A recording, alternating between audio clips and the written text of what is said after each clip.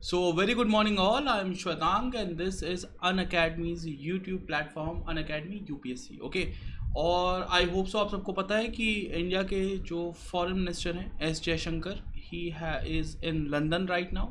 वो लंदन में एक मीटिंग अटेंड करने गए हैं, दैट इज़ G7। अब ये इंपॉर्टेंट बहुत ज़्यादा है क्योंकि इस समय आपको सिचुएशन सबको पता है, कोविड की क्राइसिस चल रही है इंडिया में, और इस समय whatever decisions which will be taken at G7 कि इंडिया को किस तरीके से हेल्प करनी है, बहुत ज़्यादा लॉन्ग टर्म में इंडिया के लिए बेनिफिशियल हो सकती है।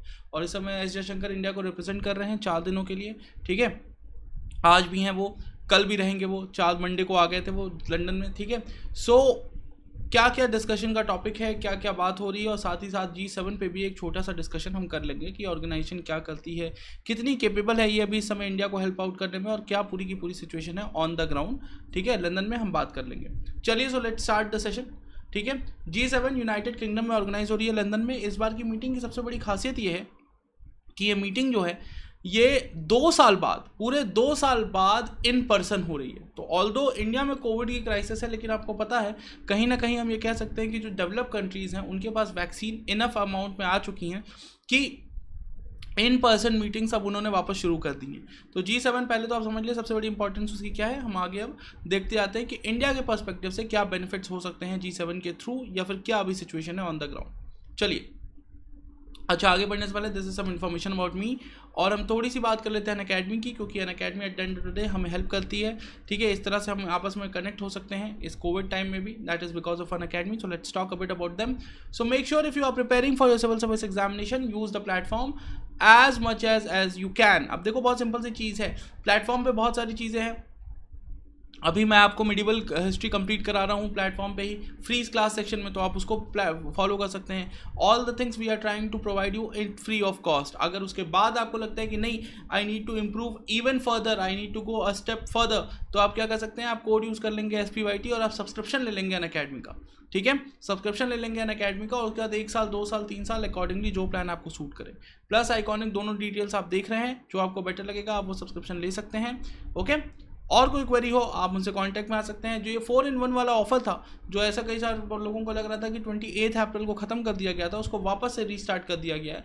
यानी कि अगर आप 1 साल या उससे ज़्यादा का सब्सक्रिप्शन लेंगे तो 10,000 रुपये की बुक्स, मेगा सब्सक्रिप्शन, ठीक है, जो आपके साथ साथ आपको एक लोन वाली पूरी स्कीम थी, यानी आपको बिना क्रेडिट कार्ड बिना डेबिट कार्ड के भी लोन मिल जाएगा। ये सारी सुविधाएं आपको उपलब्ध करा दी जाएंगी विदाउट एनी प्रॉब्लम। 10% डिस्काउंट तो आपको SPYT कोड यूज़ करने पे मिलेगा ही, ठीक है। जिन लोगों को फॉर्म चाहिए हो कि भाई बिना डेबिट कार्ड बिना क्रेडिट कार्ड के कैसे लोन मिलेगा, कैसे 0% EMI पे सब्सक्रिप्शन मिलेगा, वो फॉर्म इस वीडियो के नीचे होगा, उसका लिंक, उस गूगल फॉर्म को खोलेंगे, उसमें 6 पॉइंट्स हैं, 6 पॉइंट्स फिलअप कर देंगे, रिकमेंड किसने किया उसमें मेरा नाम भर देंगे, and you will get it done with in 2 hours. तो अब आपको और कुछ नहीं करना है, आराम से पढ़ाई चालू करनी है, बुक्स भी मिल जाएंगी, सब्सक्रिप्शन भी बढ़ जाएगा, बस आपको पढ़ाई करनी है। ये बैचेस आज से शुरू होंगे, तो आप इसको ज्वाइन कर लेंगे। चलिए, टेस्ट ज़्यादा से ज़्यादा देते रहें, free of cost and test हो, वैसे तो आपको पता है। चलिए, तो अब हुआ क्या, इंडिया के जो एक्सटर्नल अफेयर्स मिनिस्टर हैं वो मंडे को 4 दिन के लिए आ गए लंदन। अब थोड़ा तो ऑकवर्ड लगेगा क्योंकि बाकी सबके लिए लंदन जाना बंद है, ठीक है। ब्रिटेन ने ऑलरेडी अपनी पूरी बाउंड्रीज बंद कर दी हैं, इंडिया से सारी फ्लाइट्स कैंसिल कर दी हैं, but this was a diplomatic mission and that's why he was invited. अच्छा, अब G7 की एक खासियत समझ लीजिए कि G7 में इंडिया मेंबर नहीं है।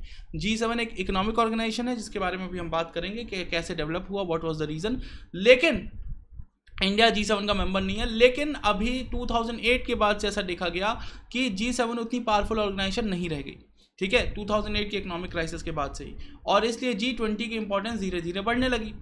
अब अभी इमीडिएटली डोनाल्ड ट्रंप के टाइम पर ही, डोनाल्ड ट्रंप जो प्रेसिडेंट है यूनाइटेड स्टेट्स के, वो बार बार पुश कर रहे थे कि इंडिया और साउथ कोरिया, ये वो 2 कंट्रीज हैं जिनको G7 में एंट्री दी जाए, G7 को हो सके तो G9 बना दिया जाए, ठीक है। खैर वो तो नहीं हुआ, लेकिन अभी एट द मोमेंट ये हो गया है कि ब्रिटेन ने, बोरिस जॉनसन ने ये किया है कि इंडिया को, साउथ कोरिया को, साउथ अफ्रीका को, और इसके साथ साथ आसियान यानी south East Asian association of south East Asian Nations, इनको भी ऑर्गेनाइजेशन में इनवाइट कर लिया है मीटिंग के लिए। Okay, this is a step further up, so that is something very good.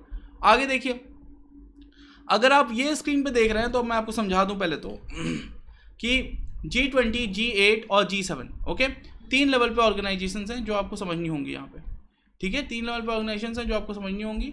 अब पहले यहाँ पे इसको ऐसे समझ लें कि G7 में ठीक है, Canada, France, Germany, Italy, Japan, US और यूके हैं। अगर आप ध्यान से देखेंगे तो G7 में ना चाइना है और ना रशिया है। ओके, सो इसका मतलब क्या है? इसका मतलब यह है कि this organisation must have been found in cold war. यही होता है भाई, कोल्ड वॉर वाली वेस्टर्न कंट्रीज की ऑर्गेनाइजेशन जैसी लग रही है। G8 में रशिया भी थी, तो वो क्या क्राइसिस थी, क्या हुआ था, वो मैं आपको समझाता हूँ। G20 में देखेंगे अगर आप, तो Argentina, Australia, Brazil, China, European Union, India, Indonesia, Saudi Arab, Mexico, South Africa, South Korea, Turkey, सारी की सारी ऑर्गेनाइजेशंस आ जाती हैं। Now this is something excellent and this is the organization G20 जो कि 2008 के इकोनॉमिक क्राइसिस के बाद से सबसे ज़्यादा पावरफुल हो गई है economically.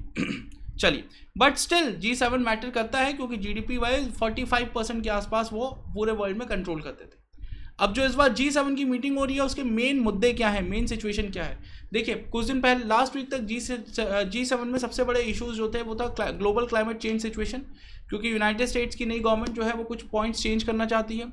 Russian aggression in Ukraine, आपको पता है, अगर नहीं पता तो अभी ऑलरेडी यूक्रेन वाली वीडियो मैंने बना के डाली हुई है, उसको देख लीजिए, उसमें आपको समझ में आ जाएगा किस तरह से व्लादिमीर पुतिन एक बार वापस से डोनेट्स्क और क्रिमियन बॉर्डर पे एग्रेसिव हो रहे हैं यूक्रेन में।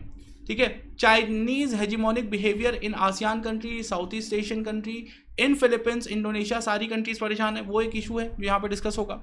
साथ ही साथ यूनाइटेड स्टेट्स वापस से ईरान से अपनी JCPOA एग्रीमेंट को, joint comprehensive plan of action agreement जो था, जो न्यूक्लियर पावर ईरान को बनने से रोकना चाहते हुए एक एग्रीमेंट हुआ था 2015 में, जिसको डोनाल्ड ट्रंप ने कैंसिल किया था। अब जो बाइडेन उससे बेटर टर्म्स पे उस एग्रीमेंट को वापस से रिन्यू करना चाहते हैं। इस पर भी डिस्कशन होने की बात थी, लेकिन क्योंकि पिछले 2 हफ्तों से इंडिया में जो कोविड की सिचुएशन है उसको देखते हुए अब at the top most priority है ग्लोबल कोविड-19 सिचुएशन अगेन, और इसके लिए सबसे ज़्यादा बात होगी इंडिया पे, और इसलिए इंडियन फॉरेन मिनिस्टर का यहाँ होना बहुत ज़रूरी है and that's why Indian foreign minister is here now. यहाँ पे इंडियन फॉरेन मिनिस्टर के होने से बेनिफिट क्या है हमें? देखो, एक तरफ तो ये बात बिल्कुल सही है कि इन पर्सन मीटिंग हो रही है तो इन पर्सन डिप्लोमेसी बढ़ाने का वापस एक मौका मिलेगा। अब जूम कॉल पे तो दुनिया नहीं चल सकती, ठीक है, तो इन पर्सन डिप्लोमेसी बड़ी इंपॉर्टेंट है, but at the same time it will also provide India an opportunity to ask for immediate help from the G7 countries. देखिए, एक जनरल ऑर्डर पास करना, कहना सबसे सर्कुलर, कहना भाई जो जिस हेल्प कर सकता है वो करे, और इन पर्सन आप 7 सबसे बड़े इकोनॉमिक पावर्स के फाइनेंस मिनिस्टर, फॉरेन मिनिस्टर से मिलकर उनसे कहें कि we need your support right now, that is something level up. Okay, so this is a opportunity for India right now, जहां पे Indian foreign minister S Jaishankar can actually say on the biggest economic platform in the world, दुनिया का सबसे बड़ा economic platform है एक तरीके से ये, ठीक है, यहाँ पे खड़े होकर कह सकते हैं कि हमें क्या क्या चीज़ों की ज़रूरत है, हमें क्या क्या उम्मीद है इंटरनेशनल ऑर्गेनाइजेशन से। ओके, यहाँ तक बात समझ में आ गई? अब देखिए, एक बार जब हम G7 की बात कर रहे हैं तो अभी G7 की क्या भूमिका है, क्या इंपॉर्टेंस है, मैंने बता दी। हम एक जेनरिक आइडिया बताता हूँ G7 है क्या, क्यों बनी थी, क्या हुआ था। तो आप सब लोगों को ये पता होना चाहिए कि 1973 में एक ग्लोबल इकोनॉमिक क्राइसिस आ गई थी बिकॉज ऑफ सऊदी अरेबिया। ठीक है, पहले एक योम किपुर वॉर हुई इजराइल और सारे अरेबियन कंट्रीज़ की, और उसके बाद सऊदी अरेबिया ने लेड किया GCC को, गल्फ कोऑपरेशन काउंसिल को, और इन लोगों ने ओपेक कंट्री ने और GCC ने मिलके पूरे वेस्टर्न वर्ल्ड के ऑयल सप्लाई पे रोक लगा दी, जिससे एक बहुत बड़ा इकोनॉमिक डिप्रेशन क्रिएट हो गया। इस इकोनॉमिक डिप्रेशन को हैंडल करने के लिए जो कंट्री साथ में आई वो 1975 में वापस से इकट्ठा हुई, और उन्होंने कहा कि क्यों ना वर्ल्ड इकोनॉमी को हम अपने हिसाब से रेगुलेट करें। अगर मार्क्सिस्ट इकोनॉमी कोल्ड वॉर के समय अलग रहना चाहती है तो वो रह सकती है, लेकिन बाकी की जो वर्ल्ड इकोनॉमी है उसको हम रेगुलेट करें। एंड दैट्स वाई फ्रांस, एक सेकंड सुनते ही अभी, France, Germany, Italy, Japan, United kingdom and United states came together in 1975 for this meeting, और अगले साल 1976 में कनाडा भी इसका मेंबर बन गया। इस तरीके से G6 जो पहले दिन बनी थी 1975 में, वो G7 बन गई 1976 में। Got it? Community value simple सा, ह्यूमन राइट्स, डेमोक्रेसी के साथ अल्टीमेट वैल्यू थी इकोनॉमिक प्रॉस्पेरिटी कैसे मेंटेन रखनी है। ठीक है, सॉल्यूशन निकालना था, possible solution for global economic crisis जो 1973 के बाद से वर्ल्ड पे लूमिंग थी। ठीक है, यहां तक समझ में आ गया? अब देखिए 1975 के बाद ये ऑर्गेनाइजेशन बन गई। अब ईयर 2000 में क्या हुआ, रशिया ने कहा कि रशिया भी इसका मेंबर बनना चाहता है, और इसलिए G7 को बढ़ा के G8 कर दिया गया, रशिया को इनका मेंबर बना दिया गया। बट 2014 में यही रशिया के क्रिमियन क्राइसिस की वजह से, जब क्रिमिया पे रशिया ने कब्जा कर लिया, यूक्रेन के जो एरिया है क्रिमिया उस पर, उसके बाद से उसके रिएक्शन में G7 जो बाकी कंट्रीज थी उन्होंने रशिया को इस ऑर्गेनाइजेशन से निकाल दिया और अब G8 की जगह ये G7 हो गया। ये थी G7 की पूरी कहानी। इसके अलावा आपको ये जानना है कि 2008 के इकोनॉमिक क्राइसिस के बाद से G7 की कैपेबिलिटीज जो हैं वो उतनी बड़ी नहीं रह सकी हैं जैसे पहले थी। Got it? चलिए, यहाँ तक आप मेरे ख्याल से बात समझ में आ गई होगी। और ये वो प्लेटफॉर्म है जिस पे एक्चुअली इंडिया अभी काफ़ी ज़्यादा हेल्प अपने लिए इकट्ठा कर सकता है, and that is what expectation is कि इंडियन फॉरेन मिनिस्टर G7 से जब वापस आएंगे तो श्योरली वो अश्योर्ड वैक्सीन के अश्योरेंसेज लेके आएंगे जो इंपोर्ट कर पाए government of India, not only raw material, not only any other patent right, ताकि इंडिया रॉ मटेरियल से पेटेंट के थ्रू कोविड की वैक्सीन बनाए, but actual real vaccines in millions and millions, making sure कि Indians को जल्दी से vaccinate किया जा सके। तो ये वो एक्सपेक्टेशन है जो हम अभी अपने फॉरेन मिनिस्टर से कर रहे हैं। Let's see what happens next. I hope G7 आप इंपॉर्टेंस समझ गए होंगे, लॉन्ग टर्म में क्या होगी वो आपको यूपीएससी एग्जामिनेशन में भी काम आएगी।